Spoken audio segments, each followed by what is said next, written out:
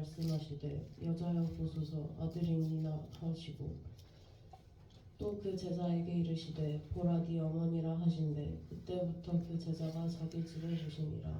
아멘. 아멘. 네, 요새 우리가 요한복음을 계속 읽고 있습니다. 수요일도 읽었고 지금 우리가 읽은 건 25절부터 읽습니다. 예수님의 십자가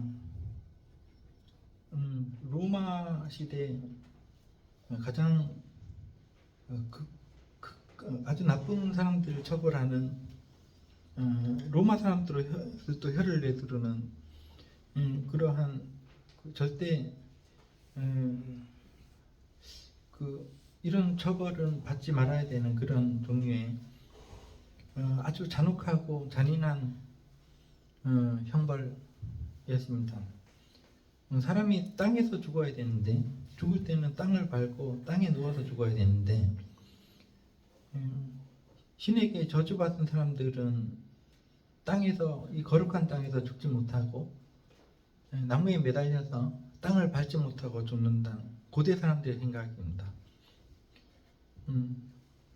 로마 사람들은 이걸 어디서 배웠는지는 정확하지 않아도 이집트에서도 이런 식으로 사람을 죽였고 바벨론에서도 죽인 것 같고 예수님이 이런 처형을 당했는데 사실은 하루에도 그 수천 명씩 로마에 반항을 했다는 이유로 이 형벌을 받았다는 기록도 있습니다. 말려 죽이는 거거든요. 나무에 달아서 매달아 놓고 피와 모든 물을 빼내고 장사를 지내주지 않습니다. 장례를 해주지 않아요. 그냥 매달아 놓고 새들이 오면은 요새 우리도 까마귀라든가 이런 것들이 이제 길거리에 도로 위에 어떤 치어 죽은 고양이라든가 혹은 그 있잖아요, 그 노루 비슷한 거 고라니, 그거를 시체를 이제 쪼아 먹는 것을 우리 흔히 볼 수가 있는데 그처럼 십자가에 달린 사람들은 그대로 방치를 하는 거예요. 장사를 지내주지 않습니다. 그래서 새들이 와서 쪼아 먹고 그렇게 말려 죽이는 그런 어떤 잔혹한 형벌이었습니다. 우리가 십자가 하지만 그거는 그야말로 치가 떨리는 고통스러운 형벌이었는데 예수님의 십자가 25절에 예수님의 십자가 이렇게 나오죠. 그 곁에는 어머니가 있었습니다. 그 어머니의 눈에는 구세주, 랍비 이런 걸로 보이기보다는 그냥 아들입니다. 아들. 가장 머릿속에 자기가 낳은 아들이 있죠. 자기가 낳은 아들이 지금 거기에 달려서 죽도록 매를 일단은 맞았겠죠. 채찍으로 죽도록 매를 맞고 거기서 서서히 죽어간다. 못에 박혀서 피가 흘러내리고 거기다가 이거는 수치스러운 겁니다. 옷을 다 벗기거든요. 십자가를 그 나무를 지고 자기가 사형을 당할 장소까지 속옷과 겉옷을 나눴다고 하지 않습니까? 그거 없어. 그런 옷이요. 없는 옷이. 그러니까 아주 수치스럽게도 모든 알몸뚱이를 다 드러내게 하고 나무에 달아서 죽이는데 그런 모습을 멀리서 쳐다보는 것이 아니라 바로 그 밑에 그 어머니 마리아가 있었다는 것이죠. 근데 거기에 네 여인이 있었는데 그 어머니와 이모와 글로바의 아내 마리아와 막달라 마리아가 함께 있었다. 참 충성스러운 여자들이죠. 제자들은 다 도망가고 어디로 간지 멀리서 그냥 숨어서 쳐다보고 있었는데 용기 있게도 이 여자들은 예수님의 마지막을 끝까지 지키면서 있었다는 거죠. 근데 웬 마리아가 이렇게 많은가? 그 당시 흔하디 흔한 이름이 마리아고 흔하디 흔한 이름이 예수였습니다.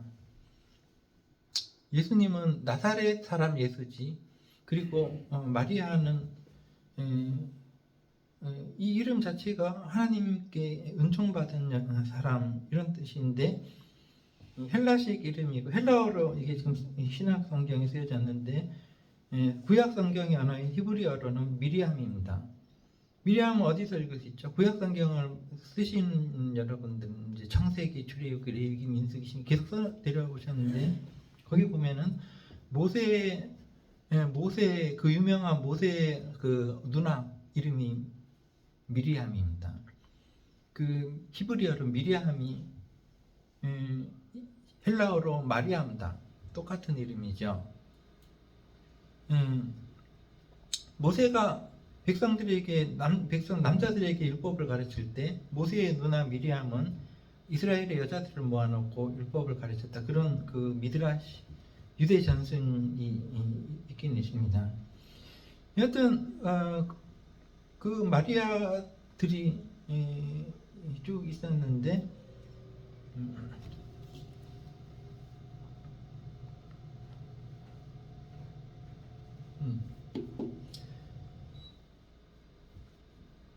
거기에 또 누가 있었냐 하면은 26절에 다른 제자들은 안 보입니다. 다 도망치고 예수께서 자기 어머니 마리아와 26절에 사랑하시는 제자가 곁에 서 있는 것을 보시고 누굴까요? 지금 이 글을 쓰고 있는 요한입니다. 요한복음 아닙니까? 요한이 한 100세 정도 돼가지고 이걸 썼습니다. 그 오랜 시간이 흘러서 머리가 희끗희끗해지고 기억 속에서 예수와 함께 했던 시절을 생각해내면서 쓴 것이 바로 요한복음입니다. 근데 자기의 기억 속에 예수께서 자기를 사랑하셨다는 것을 기억하고 있는 것입니다. 예수께서 자기 사랑하는 제자가 곁에 서 있는 것을 보셨다. 근데 사실은 그 예수님 시대의 가장 위대한 선지자 세례 요한도 예수님과 이종사촌이었고, 왜냐하면 어머니 마리아의 그 자매의 아들이니까 이종사촌지간이고, 그리고 지금 여기 요한, 베드로, 야고보, 요한 이런 식으로 예수님의 제자들이 나오는데 여기 요한도 예수님의 어머니 마리아의 여동생의 아들입니다. 그러니까 이정사촌이에요. 그러니까 그 서로 이제 친척 관계인데 예수님하고. 네. 근데 이 요한은 예수님을 이제 마지막까지 지켜보는, 이제 임종을 지켜보는 사람이 효자라고 그러지 않습니까? 우리도요. 마지막까지 지켜준다라는 거죠. 임종을 누가 받느냐? 이게 참 좋은 겁니다. 이 효자. 근데 요한은 열렬하게 그 성격 자체가 열렬한 사람입니다. 열정이 있습니다. 그리고 열정이 식지를 않아요. 그래가지고 예수님의 이 마지막 끝까지 십자가 밑에까지 서 있었다라는 것이. 다른 제자들은 다 도망가가지고 멀리서 그냥 숨어서 어떻게 되나 하고 쳐다보는데 요한은 이 십자가 밑에 있어서 증인이 됐습니다. 자기가 직접 봤습니다. 이 모든 것을. 그래서 이 요한복음을 쓴 거죠. 근데 예수님께서 자기 어머니 마리아가 밑에 있는 것을 보시고 참 그 사람이 죽어가면서 자기 몸이 아프고 죽을 것 같으면 옆 사람이 사실 보이지 않는 거예요. 자기가 아픈데 누가 보여요? 부모도 안 보입니다. 자식도 안 보이고 자기가 아픈데 인간이라는 그런 건데 예수님께서는 그 죽기 직전에 극심한 고통 속에서도 그 밑에 자기 어머니가 있는 것을 보시고 걱정을 하셨습니다. 앞으로 자기 어머니는 어떻게 살아야 될까? 그러면서 자기 동생들도 사실 있어요. 야고보, 뭐 유다, 뭐 이런 동생들도 있지만은 자기 그 밑에 있는 이종 사촌 요한에게 말을 했습니다. 어머니에게 말을 했죠. 여기 26절에 보니까 어머니께 말씀하시되 여자여 이렇게 근데 이거 좀 건방진 거 아닌가? 어머니인데 여자야 이렇게 한 게. 근데 우리가 번역이 이렇게 돼서 그렇지. 이것은 이 사람들의 어떤 언어로 보면은 최극존칭입니다. 극존칭. 그 아주 존대를 하는 존칭입니다. 근데 그 천주교 사람들은 참 이상하게도 그 예수님의 어머니 마리아를 하나님급으로 올립니다. 그래서 우리는 어머니를 따르겠습니다는 찬송가도 막 불러요. 마리아를 따르겠다는. 근데 그거는 이제 받아들일 수 없는 거고, 예수님께서는 자기 어머니, 그 육신적인 어머니죠. 자기 어머니를 걱정하셔서 이 여자여 보소서, 여기 옆에를 좀 이제 주목을 하라는 거죠. 보소서, 여기 요한 당신의 아들로 이제 삼으셔서 함께 이렇게 그 살아가십시오라고 이제 말을 합니다.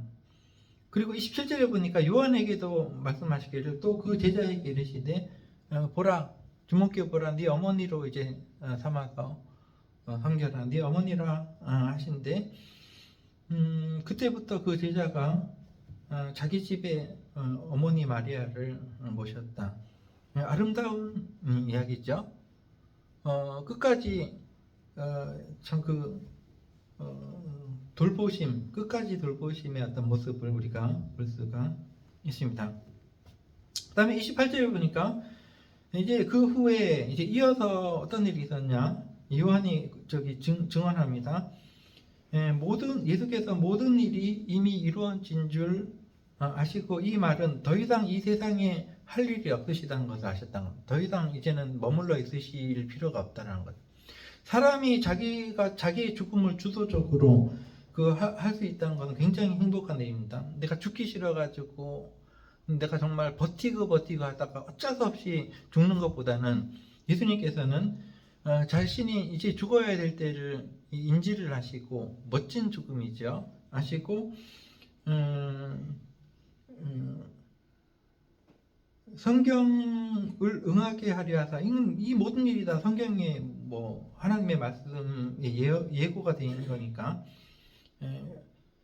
이제는 끝났다는 걸 아시고, 내가 목마른다, 그러니까 이렇게 사람이 어떤 중요한 말을 하기 전에 물 한 잔 주세요 그러잖아요. 우리 지난주에 우리 그 이길상 목사님도 말씀을 전하시다가 이제 좀 어떤 그 강렬한 말씀을 전하시기 위해서 이제 물 한 잔 주세요 이러지 않습니까? 그러니까 사람이란 것은 그 물 한 잔 주세요 하면서 중요한 말을 하는 거죠. 내가 목마르다 하시니 29절에 밑에 있는 사람들, 이제 로마 군인들도 있었을 거고, 저 사람이 이제 죽으려나 보다 하고 신 포도주를 거기에 준비해 놨었는데, 왜냐면 이건 마취제거든요. 옛날에는 마취제가 없었기 때문에 죽어가는 사람들 이게 조금 편하게 극심한 고통을 조금이라도 들어주려고 그 신 포도주를 먹였다는 겁니다. 그래서 그것이 준비되어 있었는데, 그것을 사람들이 적신해면, 요 적신해면 우리 지금 저기 냄비 같은 거 닦을 때 쓰는 그 뭐예요? 스펀지. 그거랑 똑같은데, 우리는 그 인위적으로 만들지만 그 당시 사람들은 그 바다의 그 해면 그 비슷한 재질이 있어요. 그게 물을 쫙쫙 빨아들이는 건데, 그것을 신포도주를 거기에 적셔가지고 우슬초에 매요. 우슬초라는 것은 이게 지금 우리 번역이 이렇게 돼서 그러는데 정확하게 이것이 뭔지 몰라요. 모르고 뭔가 매달아서 이렇게 이렇게 쓸 수 있는 뭐 어떤 그 나무 비슷한 건데, 그냥 우리 지금 한문 성경에서 이렇게 왔으니까 정확한 이 명칭을 잘 모르겠지만, 여하튼 간에 뭐 그게 중요하겠습니까? 거기다 매여가지고 예수님의 입에 대해서 30절 예수님께서 그들을 목을 축이신 다음에 다 이루었다 하시고, 자기의 그 사망을 스스로 그 언도라고 해야 되나요? 선언하신 겁니다. 난 이제 죽었다. 굉장히 아름다운 죽음이죠. 사람이 뭐 죽기 싫어가지고 막 그냥 발버둥 치다가 이제 그렇게 죽는 것보다는 깨끗하게 물 한 잔 마시고 내가 이 세상에서 할 일은 이제 없다, 다 끝났다라고 이렇게 말을 하면서 딱 죽는 게 얼마나 멋있는 죽음입니까, 그죠? 예수님께서는 그렇게 요한이 본 예수님은 그렇게 죽었다는 것이죠. 다 이루었다 하시고 머리를 숙이는, 이게 죽으시는 모습이죠. 머리를 이렇게 숙이고 영원히 떠나시. 머리가 무거우니까, 머리가 무겁지 않습니까? 머리통이. 그럼 사람이 죽을 때는 이제 고개 가숙여지는 거죠. 그리고 영원히 떠나가다. 참 아름다운 말인데, 왜냐하면 사람이 죽으면은 끝이 아닙니다. 영원히 떠나가는 거죠. 진짜는 영원입니다, 사람은요. 예수님은 육신은 이렇게 죽었지만은 그 영혼은 살아 있습니다. 스스로 떠나가신 겁니다. 그래서 우리도 죽음을 이렇게 끝나는 걸로 생각하면 그게 오산이고, 우리가 죽으면 완전히 끝난다 그러면 무슨 종교 생활이 필요하고 하겠습니까? 그게 아닙니다. 하나님께서는 우리를 지으실 때 영원한 사람으로 지으신 거지, 살다가 죽는 사람으로 지으시지는 않으셨습니다. 그렇게 해서 예수님은 그렇게 죽으셨습니다. 31절에 보니까 죽으신 이 날은 6월절의 준비이다. 6월절은 가장 큰 명절입니다. 그래서 그날 여러 가지 준비를 다 한 다음에 그날 저녁에 6월절 식사를 하고 이렇게 하는 건데, 유대인들은 그 안식일이 큰 날이므로 이제 안식일이 시작 되는 날이죠. 안식일이 큰 날이므로 안식일의 시체들을 십자가에 두지 아니하려 하여, 원래는 이제 시체를 안 내리는 겁니다. 2주고 3주고 막 매달아 놓습니다. 그러면 사람이 한 2주 3주 매달려서 말려 죽고 가는 건데, 명절이 시작되는데 성전 가까운 데 있는 골고다, 거기에 사람 매달아 놓고 죽는 모습을 전 세계 유대인들이 와가지고 쳐다보고 이게 좋겠냐는 거죠. 보기에도 끔찍한. 그래서 예수님을 죽인 유대인들은 예수를 이제 어서 치워야 된다. 그래서 지금 십자가에 달린 3명이죠. 예수님과 함께 두 사람이 같이 달려 죽었으니까. 그래서 빌라도에게 말을 해서 저 사람들 빨리 좀 치워달라. 그러니까 안 죽은 사람들도 있을 거예요. 그 옆에 예수님이 그 옆에는 아직 안 죽었을 거예요. 그러니까 다리를 꺾어 시체를 만든다. 다리를 그냥 꺾는 게 아닙니다. 이 말 자체는 그 사람의 목숨을 끊어버린다는 겁니다. 어떻게 망치 같은 걸로 정강이 같은 데를 막 두들겨 가지고 목숨을 끊어버리는, 다리를 부서뜨리고 완전히 목숨을 끊어버린다라는 거죠.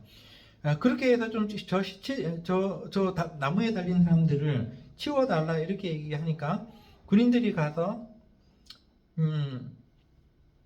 빌라도의 허락을 맡았겠죠. 군인들이 가서 예수님의 옆에 양옆에 달린 사람들은 그렇게 몽치로 정강이를 부러뜨리고 막 그렇게 죽은 걸 확인하고 하는데, 예수님은 이미 죽었기 때문에 더 이상 어디를 부러뜨릴 필요가 없었다는 거죠. 그래서 혹시라도 이제 해서 확인 사살을 했는데 33절에 보니까 이미 죽으신 것을 보고 다리를 꺾지 않고 한 군인이 확실하게 죽이기 위해서 창으로 옆구리를 찔렀다. 그러니 몸에서 그 옆구리에서 피와 물이 나오죠. 이건 확실히 죽은 겁니다. 예수님이 확실히 죽으셨어요. 그걸 누가 봤느냐? 요한이 봤습니다. 35절에 이를 본 자가 지금 증언하고 있다라는, 이를 본 자가 누굽니까? 자기입니다. 자기. 요한복음을 쓰고 있는 자기가 봤다는 거예요. 참 보지 못할 거죠. 참 눈 뜨고는 보지 못할 처참한 참혹한 어떤 그런 모습을 요한이 끝까지 본 것. 참 열정적인 사람이죠. 끝까지 포기하지 않는 멋진 사람입니다. 그러니까 그것을 이제 자기 눈으로 직접 봤고, 이를 본 자, 즉 자기가 지금 증언하고 있고 그 증언이 참이라 이 말은 내 말은 정말이다라는 말을 한 번 더 덧붙이면서 그가 그러니까 자기를 그라 그러는 거예요. 그가 자기의 말하는 것이 참인 줄 알고 자기는 자기 자신에 대해서 숨김없이 거짓이 없다는 거죠. 그 다음에 너희로 믿게 하려 함이라 내 말을 확실히 믿어야 된다. 믿어도 된다라는 그런 어떤 말을 이렇게 하고 있는 것입니다. 36절. 자, 이런 과정들이 일어난 것은 성경 그 시편 뭐 이렇게 그 출애굽기 이런데 그 구약 성경에 그런 말이 나와 있습니다. 잘 읽어보면 그 뼈가 하나도 꺾이지 아니하리라 이런 구절들이 나와 있습니다. 그 뼈가 하나도 꺾이지 않겠다. 그 말을 구약 성경에 그런 말들이 있는데 그런 말들과 같은 예수님의 그 이런 죽음이 그런 말들에 상응하는 어떤 그 죽음이었다. 그런 말씀들을 잘 알고 있지 않느냐. 그러니까 성경 읽었으면은 그 말이 예수님의 죽음과 딱 닮아 있었다라는 어떤 그런 의미가 되는 것이죠. 이 사람들은 그런 식으로 말을 한다. 또 37절에 또 다른 성경에 즉 구약 성경을 잘 알고 있는 사람들에게 지금 하는 말이죠. 또 다른 성경이란 것은 스가랴서 12장 10절을 얘기하는 것인데 그들이 그 찌른 자를 보리라 그렇게 기록되어 있는데 여기서 그들이 구약 성경에 그들이 그 찌른 자를 보리라 그런 그 구절이 있는데 지금 그 구절과 딱 닮은 일이 벌어졌다는 것. 그들이 누굽니까? 요한이 마리아들이 그것을 보고 있었다 보았다 뭐 그렇게 증인은 이야기하고 있습니다. 자, 그 다음에 38절부터 보니 이제 장의사 이야기가 나오는데 우리가 이제 장의사님들을 옛날에는 참 철한 직업으로 시체 닦고 뭐 이렇게 하고 돈은 잘 벌었어요 예전에. 왜냐하면 그 장 한 번 나면은 뭐 팁도 많이 주고 이 장의사님들이 참 그 마지막까지 수고를 많이 하시죠. 근데 지금은 뭐 젊은 사람들이 다 장의사 뭐 하려고 대학도 장의학과 이런 데 나와서 좀 보수가 작아졌대요. 월급쟁이로 전락을 했다는데 요새 그 장례 치러주는 상조 회사들 있죠. 거기에 소속이 돼가지고 이렇게 한데 뭐 옛날처럼 팁도 많이 안 나오고 그런다는데 이 장의사님들은 사람의 마지막을 지켜주는 사람들. 그래서 화장도 해주고 시신에 화장도 해주고 옷도 입혀주고 그래서 다른 사람 가족들이 봤을 때 죽은 자기의 가족이 말끔하게 아주 살아있는 사람처럼 보이게 이렇게 그 해주거든요. 화장도 해주고 립스틱도 발라주고 그렇게 해가지고 그다음 깍듯하게 이 돌아가신 분에 대한 예의를 딱 지키게 자기도 지킬 뿐더러 가족들에게 이렇게 하는 것이 법도다라고 잘 가르쳐주고 참 좋습니다. 이분들이 마지막까지 해주는 거예요. 그 상조 우리 들잖아요. 그거 들면은 이제 돌아가시면은 와가지고 이렇게 하는 거다 해가지고 유가족들이 막 서로 싸울 때도 조율해주고 이렇게 모든 그 가족들이 마음이 아프지 않도록 이렇게 해주는 그런 걸 제가 봤는데 자 예수님의 죽음이 비참했을까요? 이미 돌아가신 예수님 누가 장례를 치러주나? 모든 사람들이 쉬쉬하고 저 십자가에 달려 죽었대. 가까이 가지 말아야지. 왜냐하면 가까이 가서 뭐 좀 했다가는 사람들이 입에 올려져 가지고 저 사람이 그거 했대 뭐 그래가지고 소외당하고 뭐 그럴 텐데 그런데 놀랍게도 예수님이 딱 죽으시니까 그 장의사 역할을 하겠다는 두 사람이 딱 나타납니다. 이 사람들은 보통 사람들이 아닙니다. 숨어있는 예수님의 제자들이었다. 그 겉으로는 드러내서 나는 예수님의 제자라고 하진 않았지만은 그 예수님을 밤에도 찾아와서 질문하고 대답을 듣고 또 이렇게 그런 그 제자들이었습니다. 아리마대 사람 요셉이라는 사람이 먼저 나옵니다. 이 사람들은 보통 사람이 아니라 오늘날의 국회의원들이었습니다. 이게 사내들인 공의회 유대인들의 그 의원들이었다. 근데 이 평소에는 뭐 쉬쉬하고 여기 요셉은 예수의 제자이나 유대인들이 두려워서 자기가 예수님의 제자라는 것을 숨겼다. 근데 이런 사람들이 있어요. 평소에는 드러나지가 않아요. 근데 결정적인 순간에 이 사람들이 그냥 끝까지 떠나지 않고 나를 도와주는 거죠. 근데 어떤 사람들은 뭐 와가지고 뭐 간이라도 다 내줄 듯이 막 사살거리다가도 내가 어떤 일을 당하면 도망가? 나 없어. 그런 사람들보다는 정말 그 내 옆에서 뭐 그 거의 뭐 있는 듯 마는 듯 하다가도 내가 정말 어려울 때 내 편을 들어주는 사람이 있다는 거죠. 이게 바로 예수님의 시신을 이렇게 대했던 요 아리마대 사람 요셉이라는 사람입니다. 여기 39절에 니고데모라는 사람도 나오죠. 이 사람들은 다 부자고 학식도 있고 그런 사람들이었는데 이런 사람들이 예수님에게 있어서 정말 제자들까지 다 도망가는 그 황당한 이런 때 과감하게 빌라도에게 가서 이건 쉬운 일이 아닙니다. 이 일에 빌라도에게 가서 예수의 시체를 달라라는 거죠. 처형당한 예수의 시체를 달라라고 과감하게. 이 아리마다 사람 요셉은 이 일로 통해서 나중에요. 이런 장의사 역할을 이런 일을 해가지고 이제 고향으로 다 이제 버리고 가가지고 거기서 예수님에 대해서 사람들에게 얘기하다가 그냥 시골에서 죽었습니다. 이 일로 인해서. 그거 했다는 이유로. 그리고 여기 니고데모라는 사람 나오죠.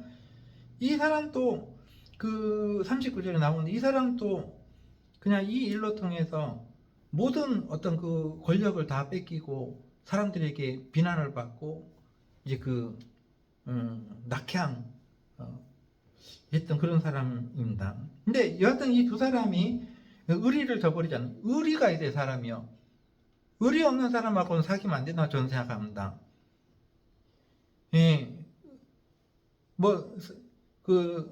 의리가 없다. 이 사람이 정말 의리가 없다 그러면 끊는 게 나아요, 관계를. 끝까지 가야죠. 어떤 일이 닥치면은 싹 빠져버리고 도와주지 않고 이런 사람은 안 사귀는 게 낫습니다. 끊어버려야 돼요.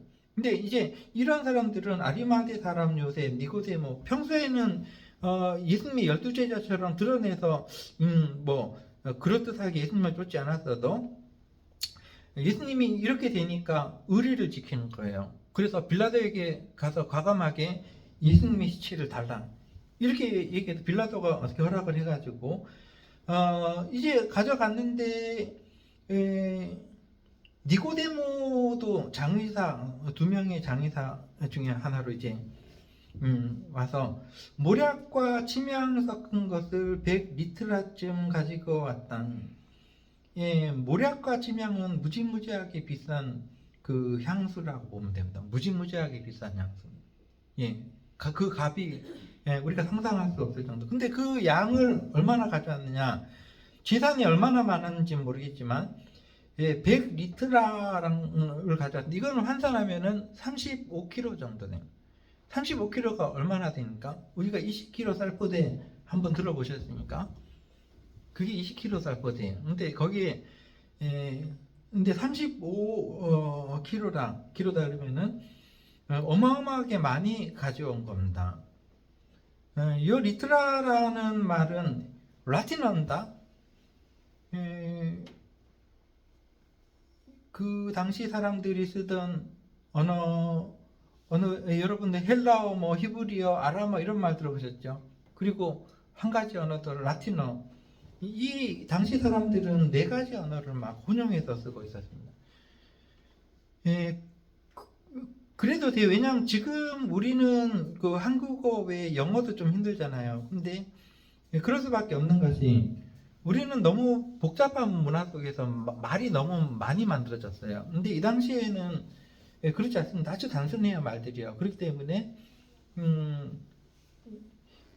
이렇게 그 말들을 혼용해서 쓰는 겁니다. 이게 라틴어입니다. 100리터쯤 가지고 온지라 40절. 이제 그 두 사람이 예수님의 시체를 정성껏 닦고 향품을 바르고 세마포로 깨끗이 닦아지고, 보통 보면은 십자가에 달린 사람들은 그냥 그 세밥이 되게 하거나 하는 건데, 그 자기들이 미리 그 어떤 이유에서든지 준비했던 아주 고급스러운 동굴, 부자들이나 장사 지내는 그런 어떤 장소. 지금 또 예수님의 그 어떤 그 무덤이라고 알려진 곳이 있습니다. 동굴 있습니다. 지금 또 사람들이 그 성지순례를 가는데, 거기 안에 그 무덤에 넣었다. 그 예수님의 그 시체가 누워졌던 그런 장소가 지금도 성지순례 가면 있습니다. 거기가 확실한지 아닌지는 증명할 수는 없어도 있습니다. 사람들이 가서 예배드리고 막 그래요.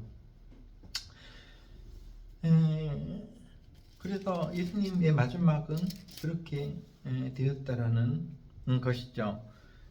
말씀을 여기까지만 오전에는 볼 수 있도록 하겠습니다.